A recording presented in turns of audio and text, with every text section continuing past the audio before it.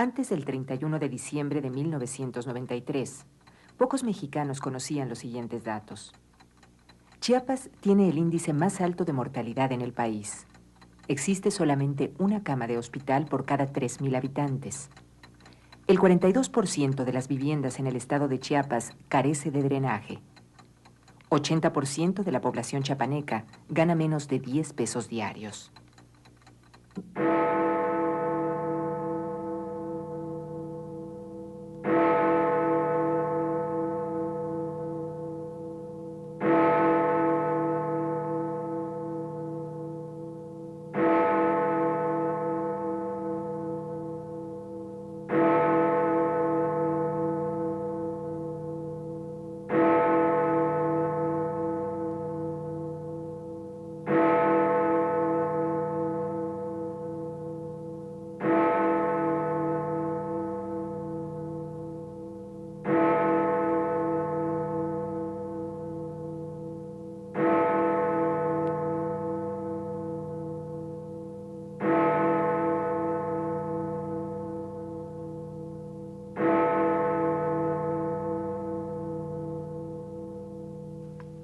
Y pues lo que yo les voy a decir otra cosa, nosotros los pobres hemos declarado la guerra por varias causas.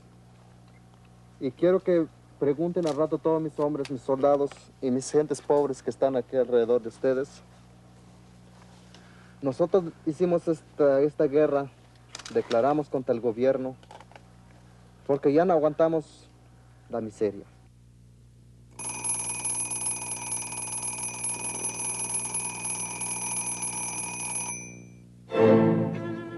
Chiapas, paisaje después de la batalla.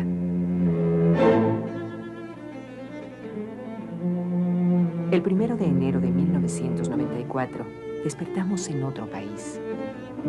El día en que íbamos a celebrar nuestra entrada al primer mundo, retrocedimos un siglo.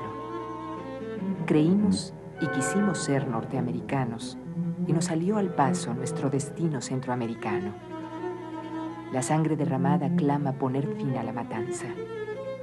No se puede acabar con la violencia de los sublevados si no se acaba con la violencia de los opresores.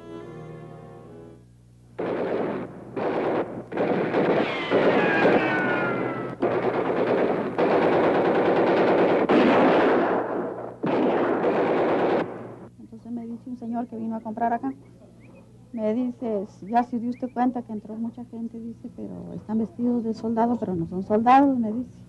No, le dije, no me di cuenta, yo vi pasar el carro, le digo, pero no vi que gente se iba. Dice, pero son gente, dice, de las que vienen, dice, es gente campesina, dice, pero vestida, dice, de soldados. Los que vinieron acá, más o menos como unos 400 o 500 personas, más o menos. Tiraron la presidencia, pues. Destruyeron todo eso. Ya el otro día, el domingo, pues, tuvimos, bueno, me preguntaban que si podía yo llevar algo. Tuve que llevarlo. Fruta, pozol, tortilla, frijol, sopa, llevamos. Tomaron el radio esa misma noche y empezaron a cantar. Y con guitarra y cantar canciones revolucionarias. Estuvo muy bonito. Con mi 30-30 me voy a pelear, a engrosar las filas de la rebelión. Si mi sangre piden, mi sangre les doy, por los habitantes de nuestra nación. En 1910, México vivió la primera revolución social del siglo XX. Las condiciones de vida de hace 84 años eran inhumanas, especialmente para la población campesina. En el país había 13,000 pueblos libres contra 57,000 en las haciendas. Estas asfixiaban a las aldeas retirándoles los derechos del pasto, el uso del agua y el control del comercio para obligar a la población a trabajar en ellas. En 1910, el 50% de la población total era peón acasillado. el país que el general Porfirio Díaz había construido a lo largo de sus 34 años de gobierno y que basaba su economía en el empobrecimiento y la explotación de miles de campesinos, encontró sus límites en la Revolución Mexicana. En 1910, diversos ejércitos populares se armaron para luchar contra el régimen. Entre los caudillos de nuestra revolución estaba Emiliano Zapata, cuyo ejército contaba con 10.000 hombres y que representó las demandas de campesinos e indígenas. ¿De cuál miseria hablamos? Hablamos, por ejemplo, de la tierra, que no tiene el pobre. No lo tiene. Si hoy tiene tierra, tiene 2 hectáreas, pero son tierras muy malas. Y las tierras buenas, la tiene ocupa el terrateniente. Es lo que por eso luchamos. Pero no solo más queremos tierras, de verdad, sino queremos tierra que tenga todo, pues, que tenga riego, que tenga fertilizante, tractores. Yo que se aburren, nosotros aburrimos de usar tanto machete. En primer lugar, hay que advertir que en Chiapas no llegó nunca la revolución. Es el único estado de la República donde la revolución de 10 al 17 no triunfó. Aquí, Obregón pactó con la contrarrevolución. La contrarrevolución estaba integrada por finqueros que se levantaron en armas en contra de las leyes agrarias que traía la revolución. ¿Y quiénes fueron los soldados de estos generales finqueros? Los peones.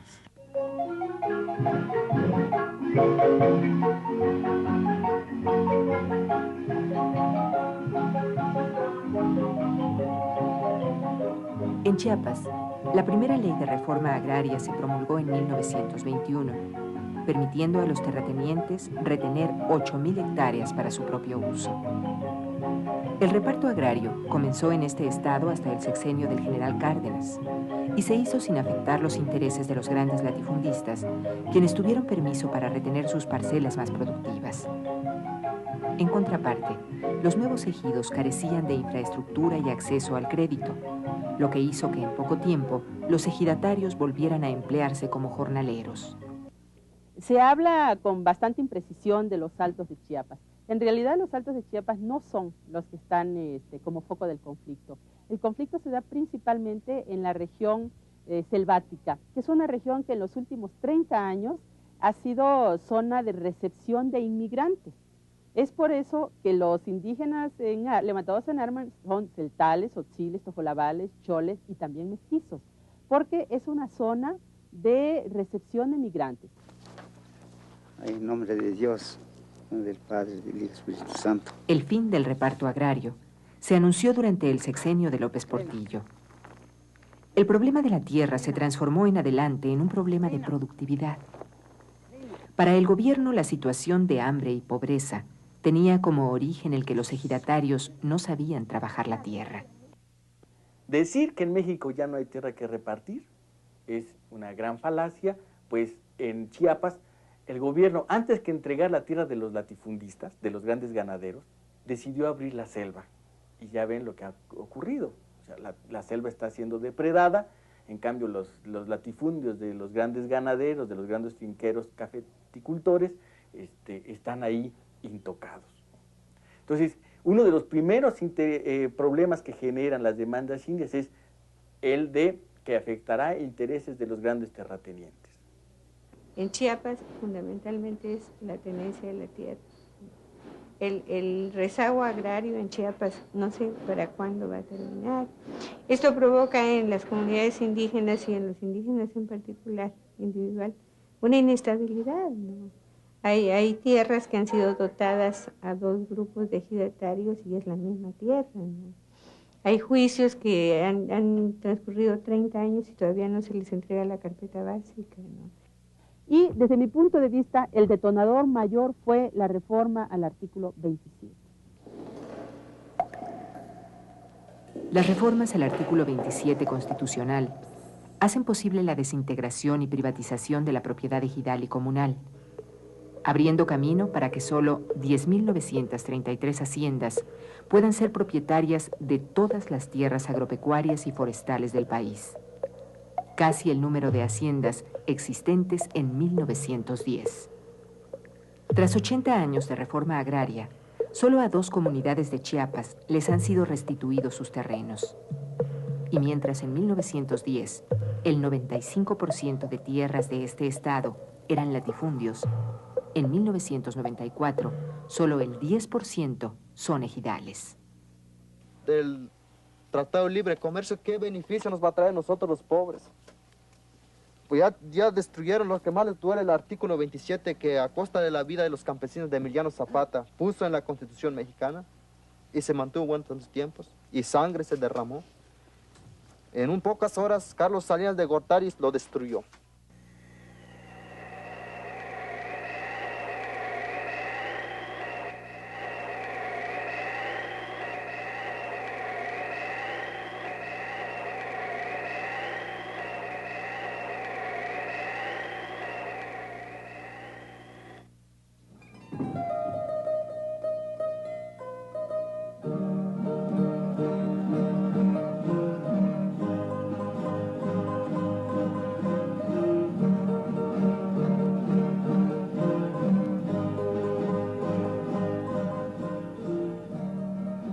En México, 1 de cada 4 mexicanos es indígena en el campo y la ciudad.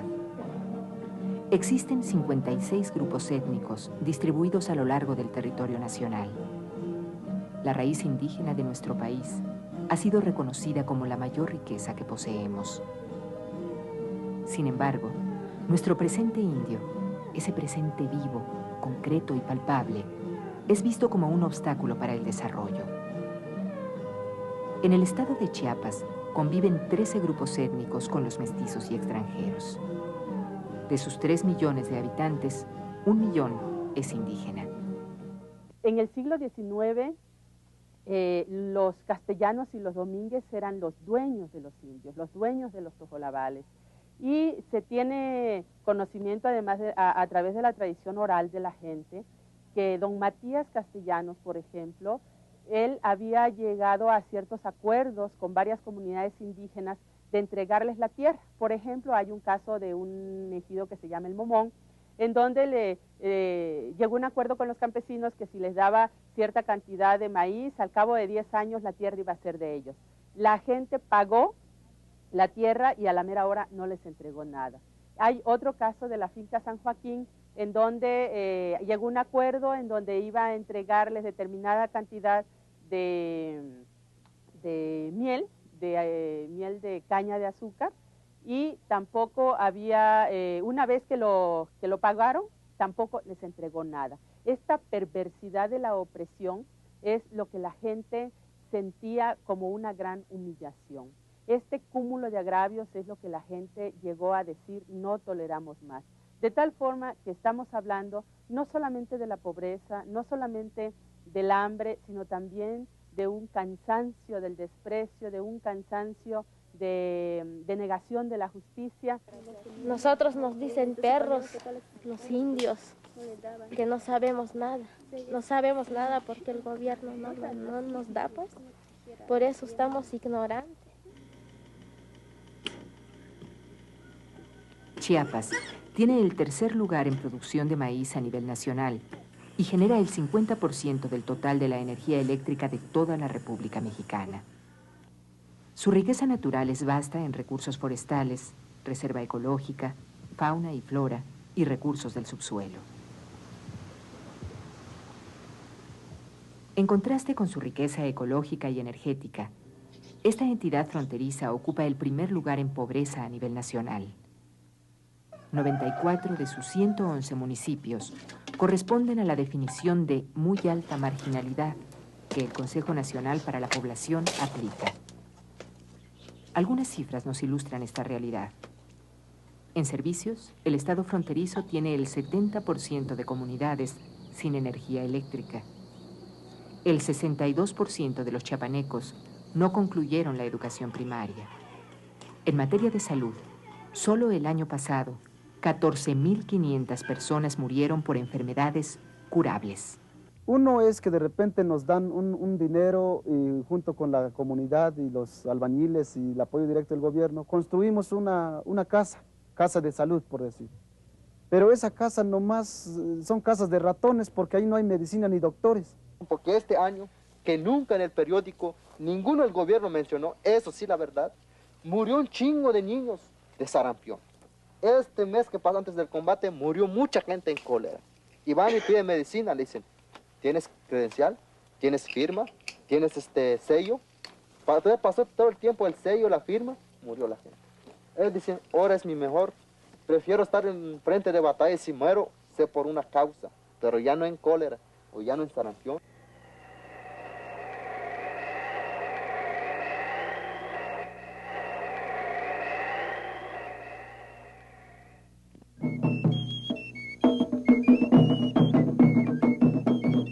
El surgimiento de organizaciones indígenas y campesinas independientes evidenció la ausencia de una política eficaz en el campo que solucionara de raíz los problemas agravados por el acaparamiento de grandes extensiones de tierra en manos de algunos ganaderos y terratenientes. Esta época representa en más de un sentido el principio del fin del control de las instituciones agrarias estatales hacia las comunidades de Chiapas. Era la época en que el presidente Luis Echeverría estaba promoviendo la creación del Consejo Supremo como interlocutor necesario, porque en esa época, en la década de los 70, se había producido una gran efervescencia del movimiento campesino y sus interlocutores existentes en ese momento ya no le garantizaban un control social.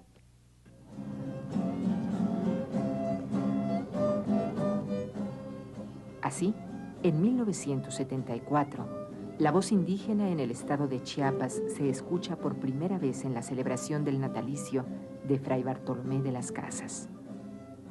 En dicha celebración, convocada por la Iglesia, surge como demanda fundamental la tierra. Indígenas oques, celtales, tojolabales, tzotziles y choles plantean sus problemas y deciden buscar los espacios para darle solución a sus demandas. La diócesis de San Cristóbal iniciará una serie de trabajos destinados a apoyar la organización indígena. Vemos en el indígena el pobre por excelencia, el que está en el piso más bajo de todo el edificio social. Por tanto, aquel con el cual Dios identifica el Dios de los pobres, a los cuales no solo viene a redimir de su sometimiento, de su privación, de su dolor y sufrimiento, anunciando una vida y una resurrección, sino que los hace gestores de su propia historia. Y ese es el trabajo que se nos encomienda, la de anunciar una buena noticia, la buena noticia de una liberación, de una esclavitud existencial, para no solamente salir en libertad, sino ser constructores de un mundo nuevo.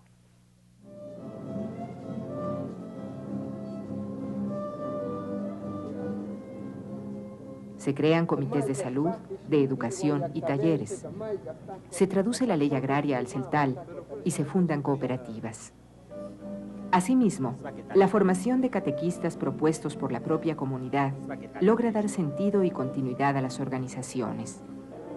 Poco a poco, estas se convierten en gestoras de sus problemas, a través también de las organizaciones políticas. Es leer el Evangelio desde ellos con la unidad que ellos tienen, que como ellos la viven, y ellos expresan su fe en demandas concretas que va transformando su situación. Entonces, para nosotros no hay otro camino más que acompañarles con la radicalidad que ellos expresen en sus demandas. Sepamos el rigor, dice, y a que nos va... Las comunidades y pueblos indios de Chiapas iniciarán desde entonces un camino de reivindicaciones propias que se irá delineando hasta lograr plasmarse en propuestas que buscan transformar de raíz la situación que viven. Algunas de las luchas iniciales fueron por la solución de los problemas agrarios, que siendo peones acasillados, los obreros agrícolas se organizaron en torno a la CIOAC y comenzamos a plantear la entrega de las tierras que ellos mismos trabajan, pero lo tenía en manos de los propietarios. Entonces, en la región de Simojovel hicimos una segunda etapa de la lucha de Zapata. Hicimos la revolución agraria ahí en la región y constituimos sindicatos de obreros agrícolas para poder dar respuesta a estas demandas que son problemas de tierra. Por ejemplo, en la región de los Altos empezaron a surgir experiencias tales como la Organización de Médicos Indígenas y una serie de organizaciones vinculadas a la cuestión de la cultura, al derecho a escribir en su propio idioma, al derecho a que les reconozcan su medicina tradicional Es decir, estas organizaciones que empezaron a asumirse diferentes y a demandar al Estado, pero también ante la sociedad nacional, es decir, ante los mestizos, el reconocimiento de que son diferentes, que quieren un trato diferente y que quieren tener un futuro de diferencia.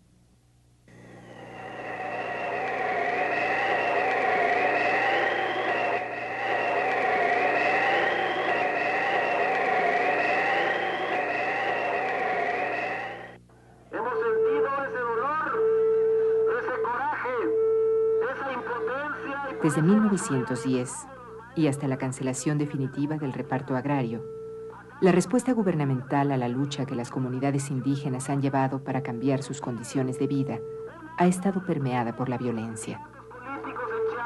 La existencia legalizada de guardias blancas o policía privada de los terratenientes, que solo en Ocosingo asciende a 400 personas, así como la presencia del ejército en Chiapas, han mostrado el tipo de política que los gobiernos locales han utilizado contra la población indígena de Chiapas. A partir del nacimiento de la organización, todavía con Juan Sabines Gutiérrez y otros gobiernos anteriores, pues éramos perseguidos. Tan solo el hecho de decir que los campesinos deben ser dueños de las tierras de donde trabajan, pues éramos perseguidos, nos han matado a muchos compañeros, nos han reprimido, todos los dirigentes nosotros hemos estado en la cárcel en distintos tiempos, algunos menos y otros más, pero principalmente en la época de Absalón Castellanos Domínguez, cuando en 1985 es cuando más se agudizó el problema de los asesinatos y las emboscadas, las detenciones ilegales, en fin. Tuvimos 9 muertos en un solo año como resultado de la persecución a los dirigentes indígenas que estaban en la lucha agraria. Mi familia, mi esposo, fue varias veces víctima de atentados, fue encarcelado en un par de ocasiones y yo misma, como resultado de esa lucha, fui balaceada en San Cristóbal de las Casas. Yo venía con mi hijo de 2 años caminando, tenía un embarazo de 8 meses y aún así me balacearon como resultado de esta lucha agraria que se estaba dando principalmente en el municipio de Las Margaritas. Durante el gobierno de Patrocinio González Garrido, se tipificó el delito de sedición. Se modificó la ley orgánica de la Universidad de Chiapas, incorporando artículos que prohibían el espíritu crítico de la institución, y se intentó que se aprobara la ley Mordaza para que ningún periodista pudiera realizar críticas al gobierno estatal. En materia de derechos humanos, las cosas no fueron mejor. Principalmente en las comunidades indígenas se le detiene a la gente sin una orden de aprehensión, sin un citatorio previo, es decir, violando las garantías individuales. Eso es muy común. Ya los indios están acostumbrados que llegan 2 policías, los sacan, se los llevan, están 3, 4 días en la cárcel, luego si tuvieron suerte los soltaron y si no, ahí se quedaron por algún delito. La prefabricación de delitos es muy común. En 1992, en Chiapas, se dieron el 64% de las violaciones a los derechos humanos cometidas contra la población indígena. La mayoría de estas violaciones fueron hechas por cuerpos de seguridad pública del Estado, en primer lugar, y caciques en segundo. Las víctimas fueron en su mayoría miembros de comunidades y organizaciones indígenas. El problema de las violaciones a los derechos humanos de las comunidades indígenas en Chiapas está profundamente ligado al sistema caciquil existente en la entidad. Los caciques existen, caciques indios y no indios. Como no se ha estructurado el poder civil, como no existe un verdadero partido político en el poder, sino que simplemente las prebendas de gobierno, y como el poder ejecutivo no tiene una relación con la sociedad, entonces el control se hace a base de caciques indios o no indios, a los cuales se les entrega como encomenderos una región. Se les da por parte del gobierno ilimitadas capacidades económicas a base de programas, a veces a base de inversiones.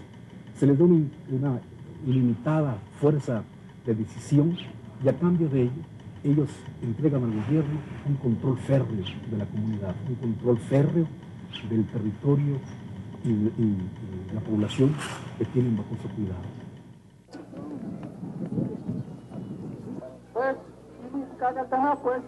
Resultado de este problema son las expulsiones de familias enteras en los Altos de Chiapas, las cuales son ocasionadas por disentir del poder caciquil y buscar alternativas.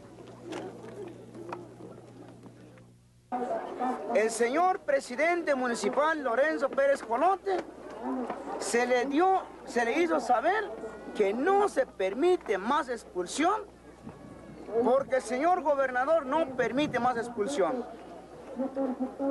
Pero él convocó una junta el día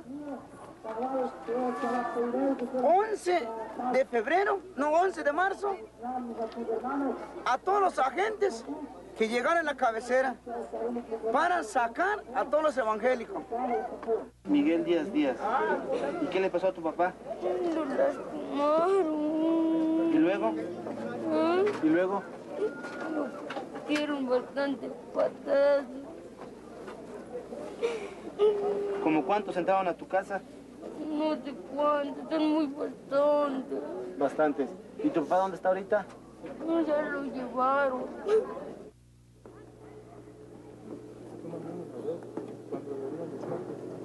Las expulsiones alcanzan hoy en día cifras alarmantes. En 1992 sumaban 20.000 las familias expulsadas solo del municipio de Chamula.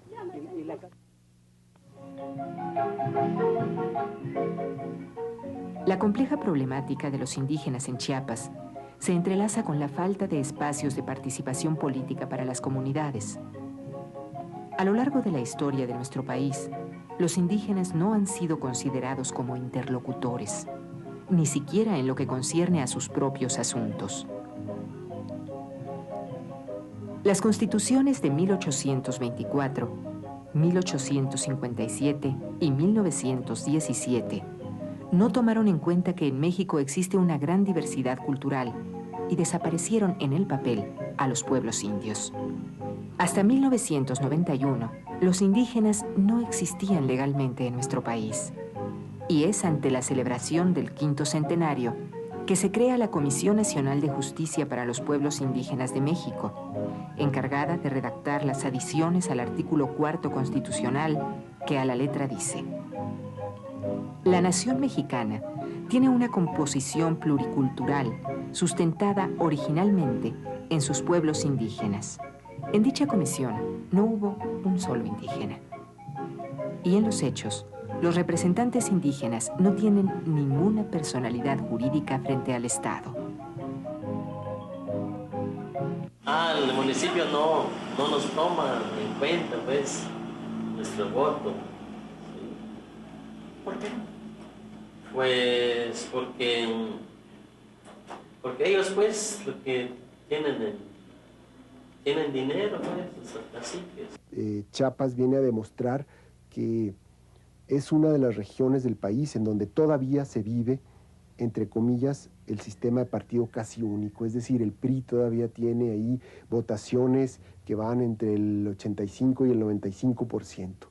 Es decir, si uno cree que eso funciona después de lo que pasó el 1 de enero y los días subsiguientes, bueno, pues estaríamos precisamente en que lo que se rompe es una ficción, ¿no? La política de la ficción. Ahí hay que analizar con mucho cuidado cuáles son las consecuencias que va a traer para la vida política, y por otra parte demuestra que hay un vacío de los otros partidos en la región. Y al pueblo de México, de que elecciones limpias, es que no ha habido elecciones limpias. Siempre cuando el PRI ya va ganando, cuando pierde, hace trampas, que se les descompone la computadora, que gentes extrañas robaron las cajas. Son fraudes que de pronto se pierde y sale ganando el PRI.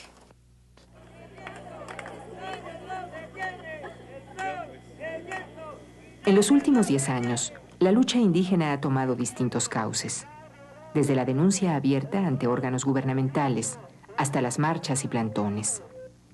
Quizá un ejemplo de los más conocidos sea el de Xinich.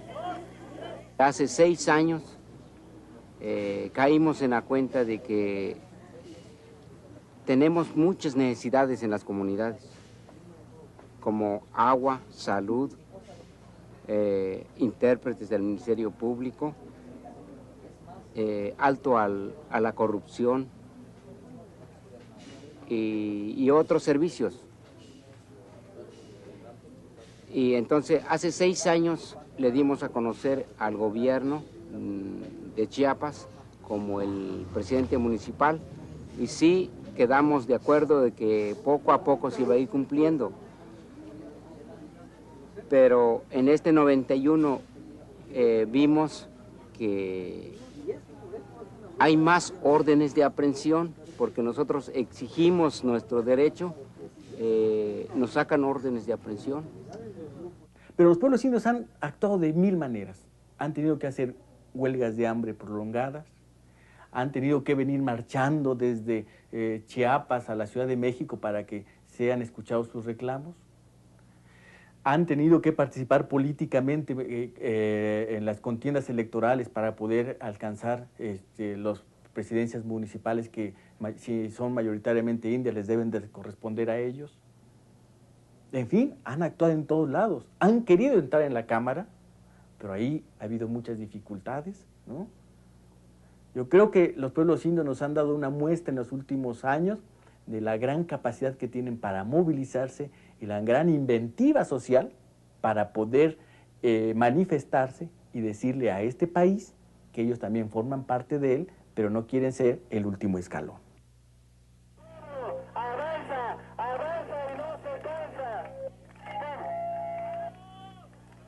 Xinich representa el grado de organización que las comunidades indígenas han alcanzado para buscar solución pacífica a sus demandas. Sin embargo, como la hormiga, muchas y variadas han sido las formas de lucha de las organizaciones indígenas de Chiapas, las cuales demuestran su voluntad de permanencia. Rumbo a un nuevo pacto constitucional, estamos nosotros pidiendo que en términos políticos se establezca en la Constitución General de la República un capítulo entero donde se establezcan leyes específicas para responder derechos de los pueblos indios. También estamos planteando un desarrollo económico y social independiente de los pueblos indios. Significa entonces la participación de las dependencias, el gobierno y la participación directa de las comunidades y organizaciones indígenas y campesinas para hacer toda la programación. Las demandas indias provocan un temor en ciertos sectores del gobierno, porque su demanda de autonomía, su demanda de autogobierno, significa para este proyecto económico neoliberal redefinirlo y sobre todo reconstruir la nación en un nuevo proyecto nacional y con un nuevo pacto social en el que todos los pueblos indios quepan, estén incluidos. Hablar de autonomía significa, para algunos sectores, es que la nación se va a desintegrar. Porque ¿cómo va a ser posible que el gobierno o a los sectores pudientes de esta nación le tengan que pedir permiso a los pueblos indios para poder hacer algo en su territorio?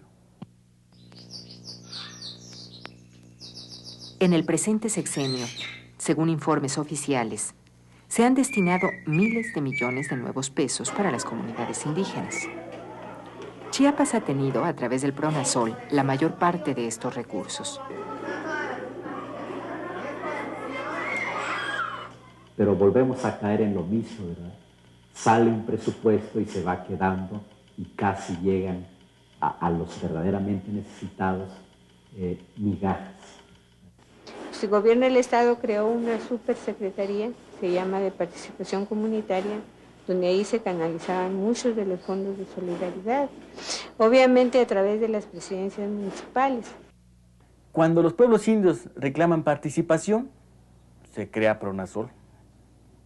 Cuando los pueblos indios reclaman apertura para que sean escuchadas sus demandas, se crea PRONASOL.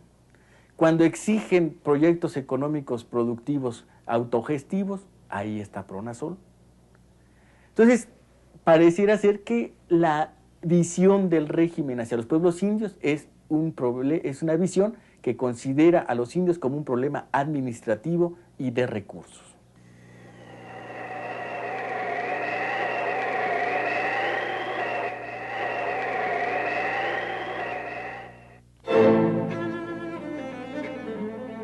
El 1 de enero de 1994, México despertó ante una situación que no había vivido.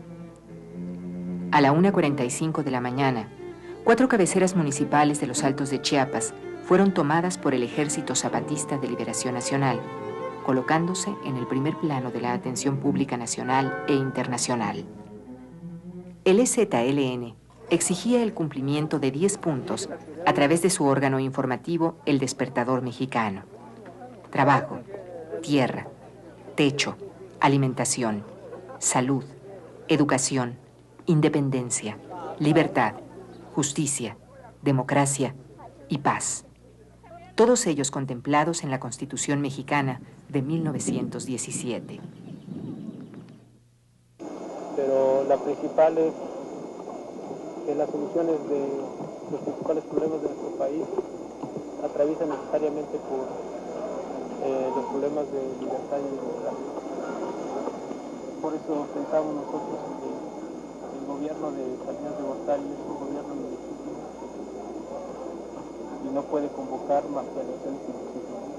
La única solución es el llamado de las asociaciones, que las cámaras de diputados y senadores cumplan su deber patriótico y se pongan a Salinas de Gortari y a todo el gabinete y se forme un gobierno de transición.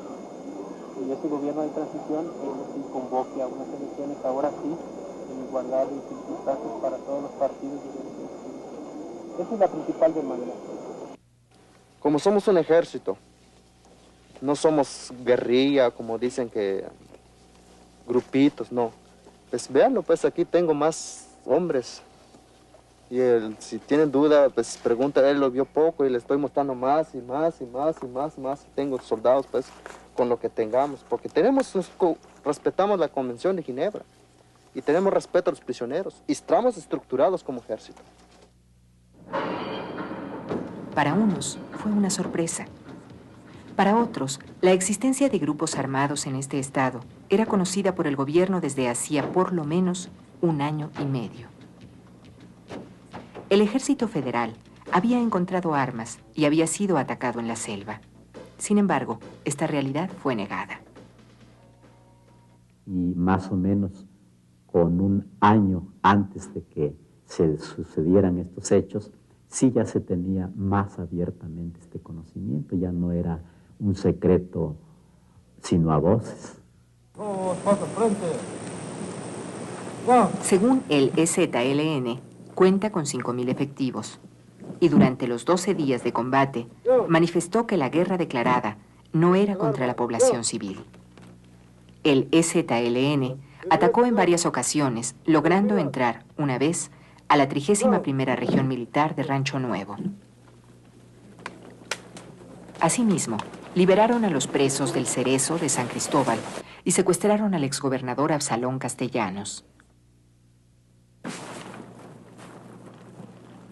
El EZLN regresó a la selva luego de 2 días de ocupación y de mostrar su fuerza y organización, señalando que no dejaría las armas hasta ver solucionadas sus demandas. La guerra hasta que haya todo lo que estamos necesitando. Hasta eso. Va a durar mucho. Si se dura, pues que dure. Es la respuesta que te pongo. Al inicio, el gobierno mexicano quiso restarle importancia al problema, pero después suavizó su posición e intentó un acercamiento. Lo más importante que hemos aprendido es que en medio de la guerra, Chiapas puede encontrar un camino para la transformación en la paz. Pero una paz que no significa nada más la ausencia de guerra. Nadie quiere volver al 31 de diciembre. La vuelta de la paz será con justicia, con democracia y con la legalidad. Desde los primeros días se realizaría la inyección de recursos extraordinarios para los pueblos indígenas del estado de Chiapas a través de Pronasol. Asimismo, el 10 de enero renuncia Patrocinio González Garrido a la Secretaría de Gobernación y se nombra a Manuel Camacho Solís comisionado para la paz y la reconciliación. Camacho Solís, junto con el obispo Samuel Ruiz, mediador propuesto por el Ejército Zapatista, iniciarán los trabajos para entablar contacto con el EZLN, logrando el diálogo que dé solución al conflicto. Como lo acaba de informar el presidente de la República de la Nación, el Ejecutivo Federal solicitará a la Comisión Permanente que convoque a un periodo extraordinario de sesiones para conocer la iniciativa de ley para otorgar amnistía general a todos los participantes en los hechos de violencia ocurridos en el estado de Chiapas desde el día 1 de enero de 1994 hasta las 11 horas del día de hoy, 16 de enero de 1994. El EZLN responde: ¿quién tiene que pedir perdón y quién puede otorgarlo? Los que durante años y años se sentaron ante una mesa llena y se saciaron, mientras que con nosotros se sentaba la muerte tan cotidiana, tan nuestra, que acabamos por dejar de tenerle miedo. Los muertos, nuestros muertos, tan mortalmente muertos de muerte natural, tan democráticamente muertos de pena porque nadie hacía nada, sin que nadie llevara la cuenta, sin que nadie dijera por fin el ya basta, que devolviera a esas muertes su sentido, sin que nadie pidiera a los muertos de siempre que regresaran otra vez, pero ahora para vivir. El 19 de enero, Javier López Moreno sustituye a Elmar Seltzer Marseille como gobernador del estado. El conflicto armado agudizó problemas existentes en la zona. Ante la amenaza de rumores, comunidades enteras abandonaron sus hogares. Anoche puede aquí tirar una bomba aquí en la orilla. Debe estar aquí acampados, aquí en el barrio bajo. ¿Quién tiró una bomba? Los guerrilleros. Es que toda la gente pues andamos así temblando por el miedo, pues desde toda la noche estábamos desvelados. Desde la tarde de ayer estuvimos huyendo pues en los montes. Las mujeres, los niños. No morirnos también. Sí, algunos ya murieron de frío, los chiquitillos. Lo que queremos una protección, pero que esté firme aquí. Cuando estaban los ejércitos acá, estamos tranquilo el pueblo. Los rumores de dudosa procedencia se propagan. Ellos bajaron básicamente primero hacia Poza Rica y luego hacia Comitán. Toda es población mexicana que surgió, que vino fundamentalmente pues porque el ejército alentó la salida de la gente. ¿Quién les dijo que vinieran acá? Estamos oyendo rumores, pues dicen que están... ¿Sabe qué estarán conquistando la gente? Bueno, la verdad es que como vimos que aquí está el campamento de todos los que se están refugiando, pues no quedaría más, aquí venimos también nosotros. Porque para estar fuera de aquí, estar en el pueblo, necesitas tener dinero para comer. Y en cambio aquí supimos que estaban todas las facilidades, pues no quedaría más. Ayer la Secretaría de Salud nos informaba que hay 1.250 personas aquí. Están siendo atendidos bien, hasta donde sabemos, por el DIF y por la Secretaría de Salud. Pero nosotros trabajamos con la población mexicana de esta región. Ahora queremos saber cómo están. Y también informarles que como ellos están concentrados aquí, ha habido problemas en sus comunidades. Ellos han dejado sus animales y han llegado camiones con otra gente también mexicana y se ha robado su ganado, inclusive en los últimos días. Entonces esto puede generar también un grave problema. Muchas localidades son saqueadas.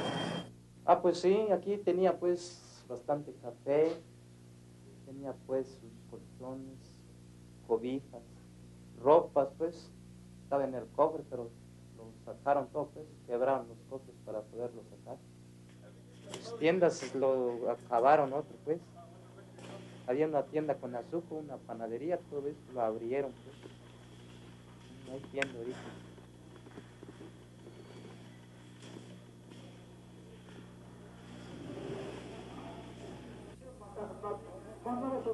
Asimismo, la situación es aprovechada por los caciques para cobrar rencillas personales. Esta guerra sucia es agravada por las condiciones en que las comunidades se encuentran luego de los primeros días de conflicto.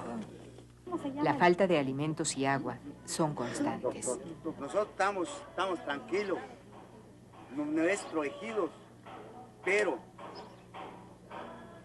de los soldados del gobierno no nos quiere pasar ni que sean alimentos en nuestra casa, ni nuestra familia. Ahí tenemos 2 tapaderas que no nos dejan de pasar. ¿Por qué? Porque nosotros no tenemos pues la culpa pues.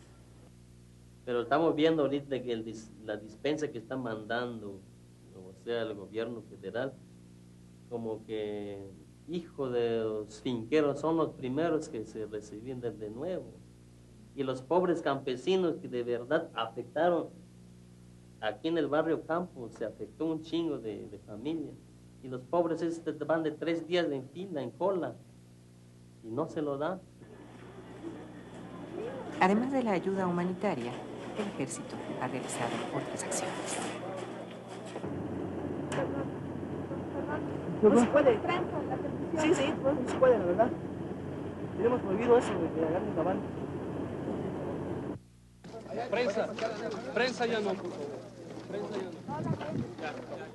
Nos llama entonces Carlos Rojas para discutir, debatir y programar el desarrollo económico y social de las comunidades indígenas, pero le preguntamos si se garantizaba nuestra llegada a donde estaba la reunión en Tuxtla Gutiérrez.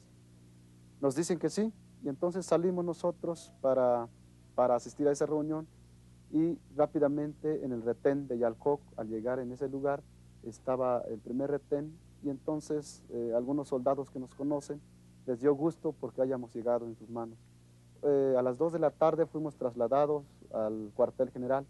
Yo pensaba que cuando nos levantaron en el primer momento, pensaba que nos llevaban al penal número 10 mientras se investigaban si participamos o no participamos con el EZLN.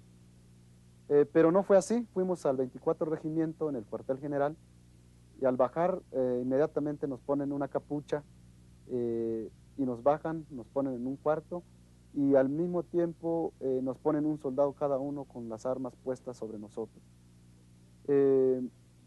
Después, como a las 7 de la noche, nos cambian la capucha y nos ponen otra que ya tiene chile molido, y entonces así nos mantuvieron, pero amarrados las manos desde las 2 de la tarde del día 5, nos amarraron y nos cambiaron la capucha a las 7 de la noche. A las 11 de la noche salimos. Bueno, a mí me sacaron a preguntarme solamente qué quiere decir CIUAC, y les tuve que decir Central Independiente. Solo por el hecho de decir rápido el Central Independiente de Obreros Agrícolas y Campesinos, me daban golpes y me decían que tenía que ser lento, poco a poco, porque ellos no son políticos como yo y que escriben poco. Entonces, tantos golpes tan solo por ese motivo. Por otro motivo, dicen que si no digo que soy de la dirección política del Ejército Zapatista de Liberación Nacional, me iban a someter a tortura. Y cada pregunta que me hacían me golpeaban fuertemente por la cabeza, fueron más o menos como 20 golpes sobre la pared, y perdí en algunos momentos la memoria. Por fortuna, en México el gobierno civil sí controla al ejército, a diferencia de otros países. A pesar de haber salido de los municipios en conflicto, el ejército mexicano aguarda. En último caso, el gobierno puede necesitarlo. La población en general desconoce la situación de muertos y desaparecidos. Ante la situación de urgencia que viven las comunidades, diversas organizaciones de derechos humanos, instituciones educativas y asociaciones civiles comenzaron acciones para demandar el cese inmediato a los bombardeos y llevar alimentos y medicinas a Chiapas. La movilización de la sociedad civil no se hizo esperar. En medio del conflicto y ante la urgencia de encarar juntos la problemática, diversas organizaciones forman el Consejo Estatal Indígena del Estado de Chiapas. Este nuevo interlocutor tiene una importancia fundamental, no solo porque ejerce una presión mayor para la solución de sus demandas, también porque son precisamente las comunidades las que se encuentran entre dos fuegos. De pasar al frente y a ver si pueden dirigirles un mensaje a nuestros compañeros aquí presentes. Si no se hubieran levantado estos hermanos nuestros que son indios y que son campesinos no indios, si no se hubieran levantado ellos, no estuvieran estos intereses presentes del gobierno en este momento, tampoco estuviéramos juntos las organizaciones campesinas e indígenas como estamos en este momento. En estos momentos estamos aquí precisamente para sumar esfuerzos por este consejo y conseguir lo que realmente se necesita en el campo, que desde hace muchos años ha sido la petición de las organizaciones, ha sido la petición de varias organizaciones y que no se han solucionado.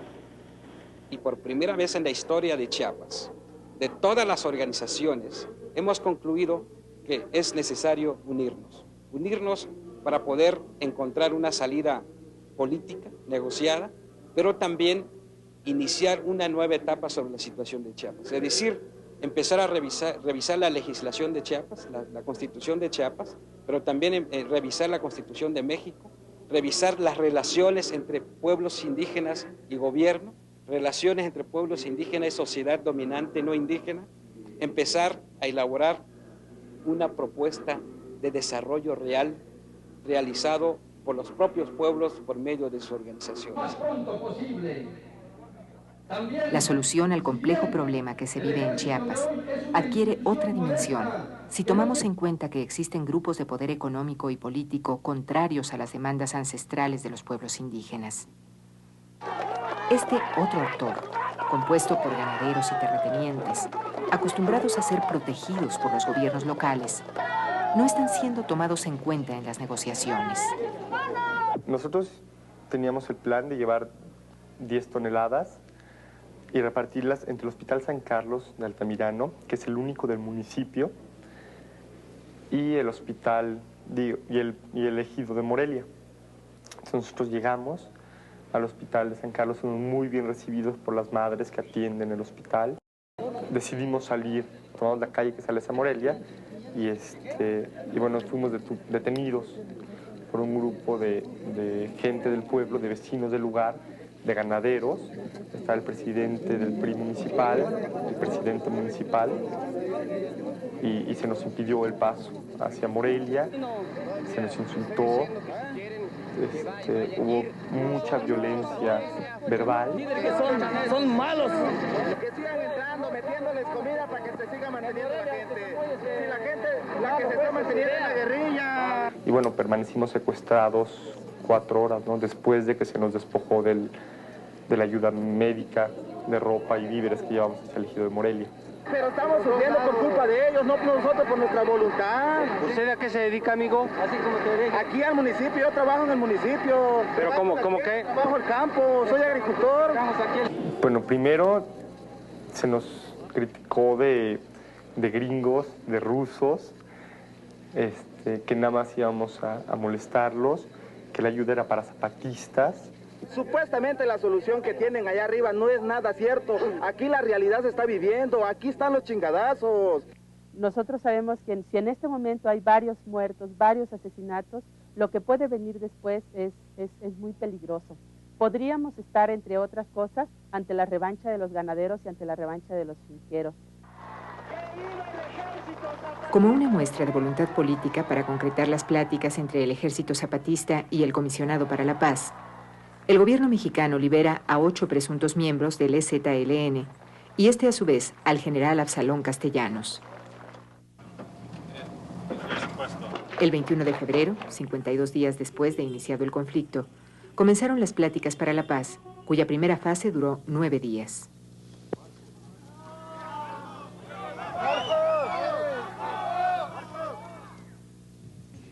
¿Qué ocurre en este país? Y hablamos a todos, a gobernantes y a gobernados. ¿Qué ocurre en este país que es necesario matar y morir para decir unas palabras pequeñas y verdaderas, sin que se pierdan en el olvido? Entre los acuerdos más importantes que deberán ser ratificados por las comunidades, destacan los referentes a una nueva división política del Estado de Chiapas, las posibilidades del reconocimiento de la demanda de autonomía, el análisis del reparto agrario en la entidad y la solución temporalizada de las demandas concretas de salud, educación y vivienda. Las pláticas para la paz son un paso fundamental, pero no el único, para lograr la pacificación y el reparto de la justicia. Si queremos que vuelva irreversiblemente la violencia, no paguemos salarios justos, Si queremos que vuelva la violencia, discriminemos a aquellos que son iletrados y que tienen un color o una lengua diferente. Si queremos que vuelva la violencia, entonces encaminémonos por un camino que no va a tener vuelta, es irreversible. Nadie quiere el que continúe un momento siquiera la hostilidad y la muerte, pero el sistema de muerte es el que tenemos que cambiar, cambiando nuestras propias actitudes. A partir del 1 de enero de 1994, el EZLN ha logrado impactar a nivel nacional, apoyando el despertar de la sociedad dormida. Es obvio que la demanda y los reclamos de tener un proceso electoral transparente y limpio para 1994, para agosto, ahora se vuelven una necesidad vital para el país, para la gobernabilidad del país, para los pocos avances hacia el tránsito democrático. Yo creo que ahora sí, ni el gobierno, ni los partidos, ni la oposición, ni la sociedad se pueden jugar el riesgo de que haya unas elecciones fraudulentas. Eso de alguna manera nos llevaría a un escenario conflictivo a la tercera potencia de lo que en diciembre podíamos pensar que pasaba. Es decir, Chiapas nos coloca frente a una realidad radical muy fuerte que nos obliga, y obliga sobre todo al gobierno a garantizar un proceso electoral transparente.